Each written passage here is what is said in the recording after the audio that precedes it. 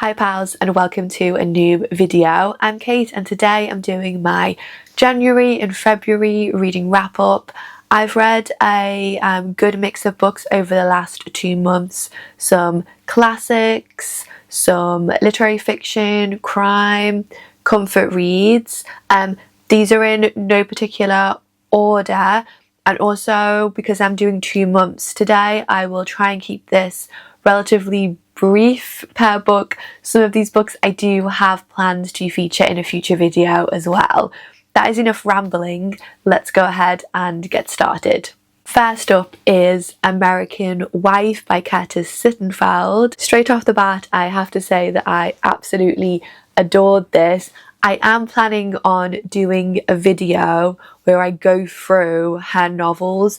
This is the fourth book of hers that I've read. I previously read Prep, Eligible, Rodham, and now American Wife. I'm gonna head to The Man of My Dreams, I think it's called, next. So knowing that I do want to feature this in the future, I will try and keep this brief.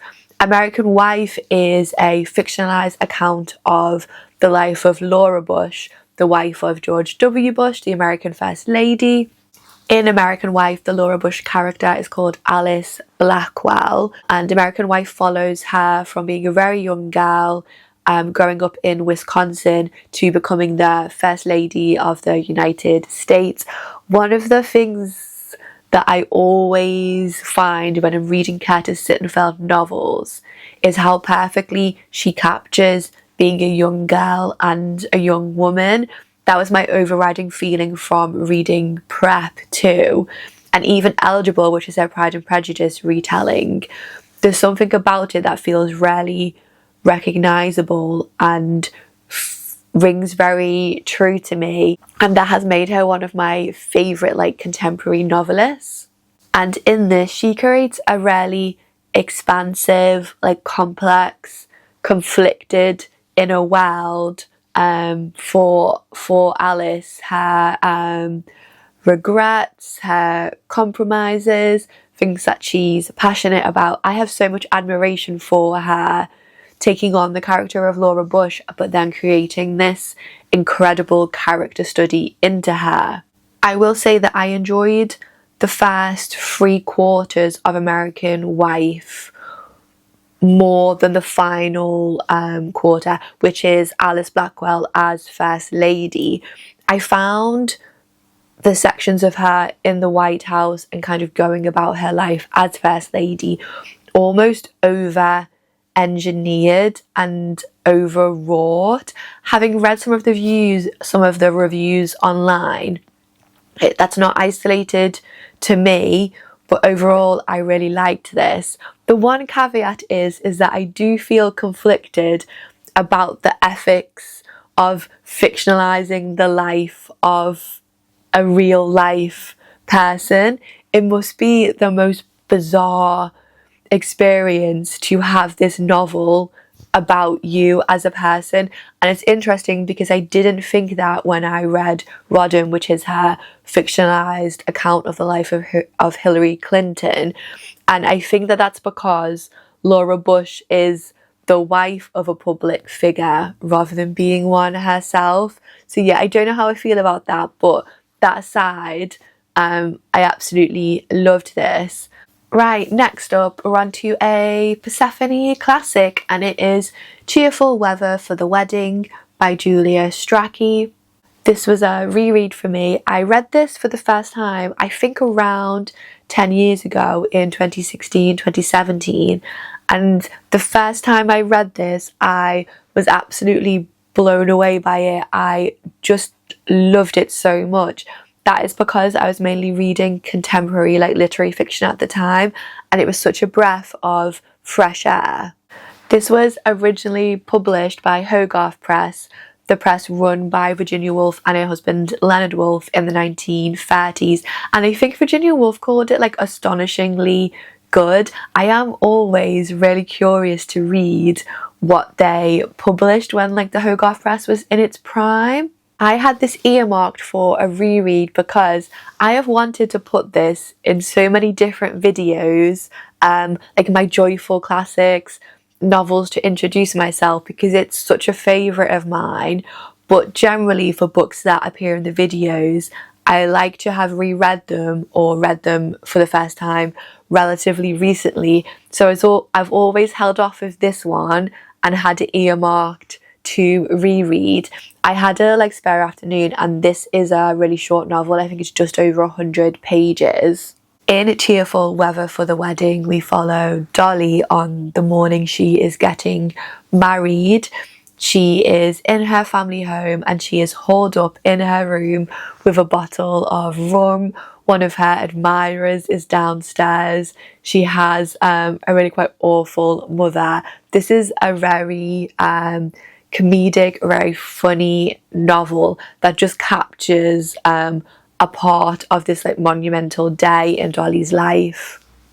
I think the Persephone Books review on their website mentions that this is very E.M. Forster in tone. It does have something of a room with a view about it. The mothers in both of them are really quite similar. With this, I found it didn't have the same impact on me the second time around. I think that's because generally I read more early to mid-century, 20th century classics now, so it was never going to hit me in the same way. But I do still really recommend this if you want a short, quite light, quite funny novel to read on an afternoon, especially a spring or summer afternoon. You can't go wrong with this one. The next novel I don't own. I read it on my Kobo, so I'll pop it up here, and it is The Sword at Sunset by Rosemary Sutcliffe. This is a historical fiction novel written in the early 1960s, and it's a King Arthur retelling, but rooted in the historical time period rather than the myth. It's set in the early Anglo-Saxon period, after the Romans have left England in the 5th century.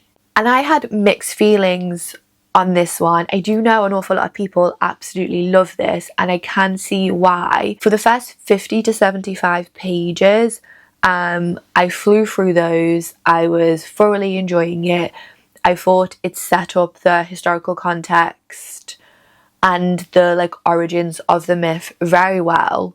One of the things I also loved about this is that the beginning of the novel is set in North Wales, and for parts of it they are up north in Northumberland, in Carlisle, in York, in Chester, all places that I'm very, very fond of. So I loved reading those sections and all of the kind of detail in it. But for me, I think the issue with this was the pacing and the level of detail.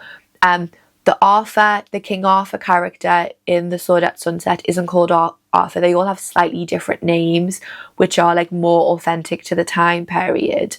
But essentially, he is campaigning throughout England against the kind of Anglo-Saxon invaders, and that campaigning spans decades, and I just got bogged down in the detail. It culminates in the battle of is it Baden Hill, which I thought was really done really, really well.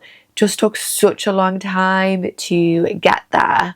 The writing in places in this is absolutely beautiful, very well done. It is, for my personal taste, it's a little bit overwritten.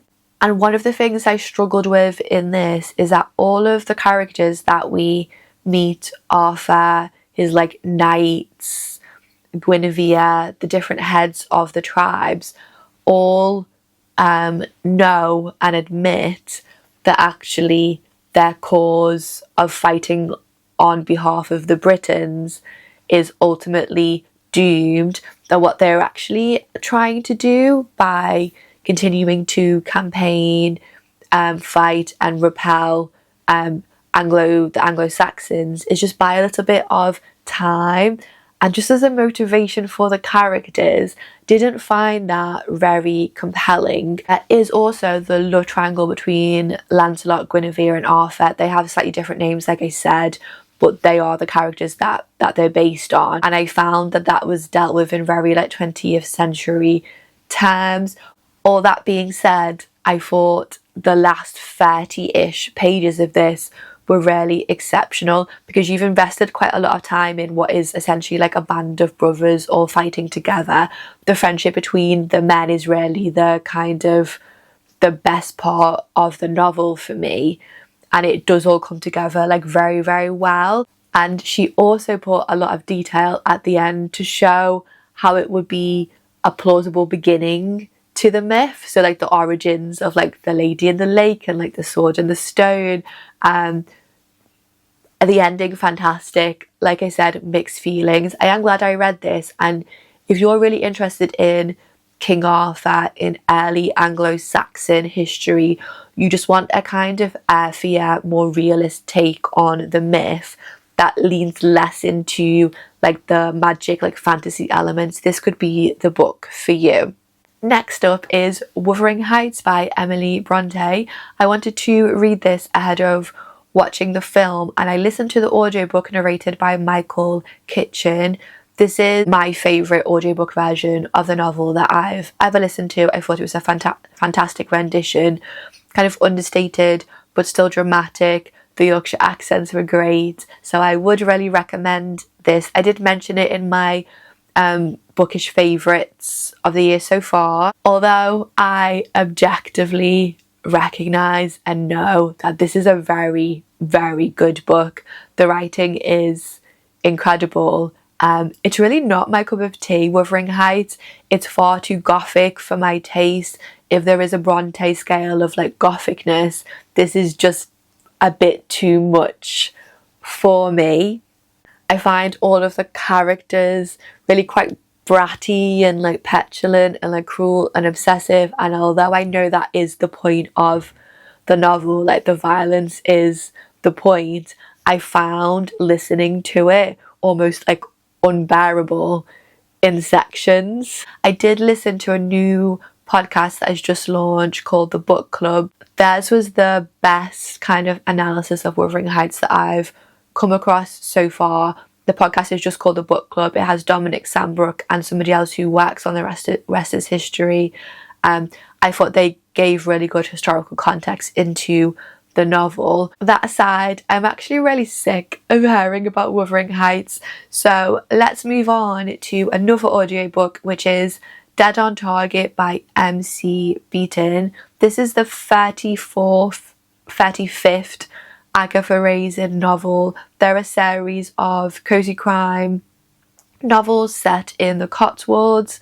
I always listen to the audiobooks of these because I like Penelope Keith, who narrates them. I think she's absolutely brilliant and perfectly matched for this series. I don't have a ton to say about this because every Agatha Raisin novel is essentially the same.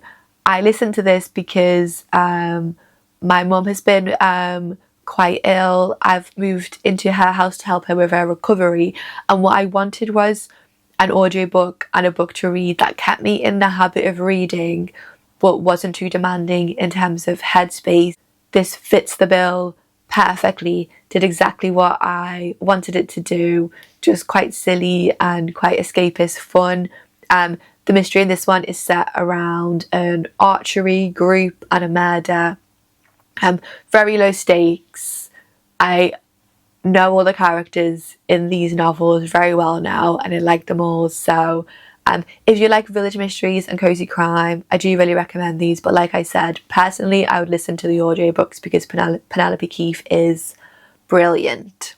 After finishing Wuthering Heights, I wanted something a little bit warmer and kinder, so I headed to Barbara Pym's first published novel, Some Tame Gazelle. This is a reread for me, and this follows two very Pym-esque middle-aged spinsters living in an English country village. It starts as a new curate joins the local church. This is very warm, very perceptive, really funny. And the question at the heart of this novel is Is it better for the sisters to marry later on in life or to stay single? It's quintessentially Barbara Pym, but it's not as strong as some of her later novels. Having said that, it was an absolute balm for the soul after reading Wuthering Heights, so I had such a good time with this. Right, I also read The Seven Dials Mystery by Agatha Christie. I read this on my Kobo. I've done a whole video on this, which I'll link down below, which is a review of the book and the adaptation. So if you're interested in this, please do check that out because I will be quite brief here. The main thing to note with The Seven Dials Mystery is that Agatha Christie is having a good time with this novel. It's a thriller written in the 1920s. It's a bit of a send-up of the genre. It's meant to be funny and light-hearted. It's written in the style of P.G. Wodehouse. I don't think that the plot mechanics are his strongest in this. I think that there are better Christie novels. That being said, I did have a really good time with it. Like I said, if you want to know my thoughts on the adaptation, I have a whole video for that. And next on the list is the first poetry that I've read this year, and it is Beowulf. This is the verse translation by Michael Alexander. This was the first thing that I read at the very start of 2026. I have previously read Beowulf before, but I've read the Seamus Heaney translation, which I have to say is a little bit more like lyrical and poetic. I did still really like this though. One of my kind of reading resolutions, though I haven't made a video on it, is to read more epic poetry this year. So I started off with a bang with this one. The mistake I made with this was that I was reading and listening to this at the same time as The Sword at Sunset, and I think that blend of history and myth in very similar time periods was just too much at the same time. I alternated between reading this and then listening to the audiobook version, which I've had on my phone for quite a while. I actually think for this type of epic poetry, listening to it is better. But I was really happy to start the year sticking to my goal of kind of reading more big works of poetry just for the pure enjoyment of the thing. If you've never read this before, I probably would still recommend the Seamus Heaney translation ahead of this one. I do think it's good to read them both for like comparison, but probably for the first time, stick with Seamus Heaney. Right, this is turning into quite a long video, so I will rattle through the next one because I made a whole review video on The Pretender by Joe Harkin. This is a historical fiction novel, the best historical fiction novel I've read in a very long time. I thought that this was brilliantly accomplished, really well written, really funny. This novel starts at the end of the War of the Roses and you follow our main character into the court of Henry VII. I will link my review video down below because I don't want to repeat myself, but if you like historical fiction and you like that time period, I could not recommend this one more. Right, last up for the books that I've read is The Other Bennett Sister by Janice Hadlow. I really wanted to get to this before the BBC adaptation as in March, and also some of you lovely lot recommended this in the comments, and to cut a long story short, I really liked this. My plan is to watch the adaptation, and if I like it, I'm going to hopefully do a full-length review of the book and the TV show in one video. So fingers crossed. The casting is amazing, like Richard E. Grant, Ruth Jones. I have very high hopes.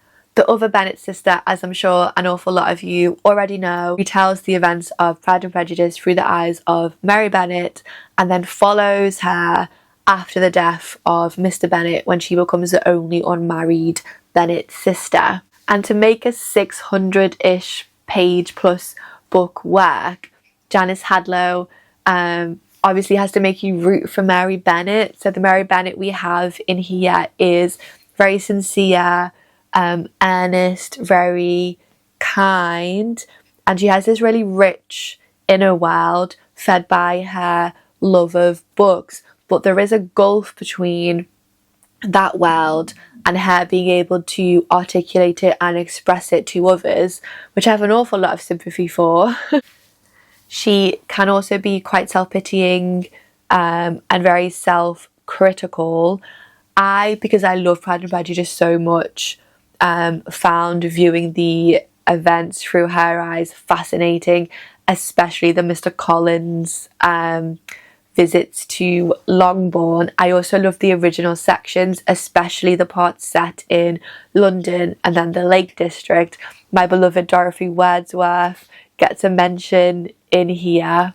I'm very familiar with Pride and Prejudice, and I do have some firm, quite set ideas about what the characters in that novel would or wouldn't do. So Charlotte Lucas's portrayal in this, I actually don't think she would behave in that way, but that's just my personal preference, and I kind of had to set that aside to go along with the novel. This is around 700 pages. I think maybe it could have been like 50 pages less. However, I did still really enjoy this, and although it is quite long, it reads very, very quickly. I'm now very excited for the adaptation. So thank you so much for recommending this, because I had such a good time. Before I end the video, I also wanted to mention some things I'm currently reading. One of them is Agatha Christie, A Mysterious Life by Laura Thompson. I'm currently about 50-60% of the way through this. This is quite a long autobiography of the life of Agatha Christie. It's really insightful though, so I'm just taking my time with this one. And I'm currently listening to 2 audiobooks. Oliver Twist by Charles Dickens. Historically, one of my least favourite Dickens novels, but I'm actually having a great time. I'm listening to the Jonathan Pryce narrated audiobook. I'm also listening to Murder of Quality by John le Carre, which is the second in his George Smiley series. I think I'll probably finish that one today. As I'm filming it, it's the Sunday before this goes live. And then today I also wanted to start Fear Stalks the Village by Ethel Lina White, a British Library crime classic. Hoping I can just have a really good couple of days of reading this. That's it for today's video. Like I mentioned, I have a couple of full-length videos for some of the books I've mentioned in this, which I'll link down below. As ever, I love hearing from you in the comments. It always makes my day. And I will see you all in the next video. Bye!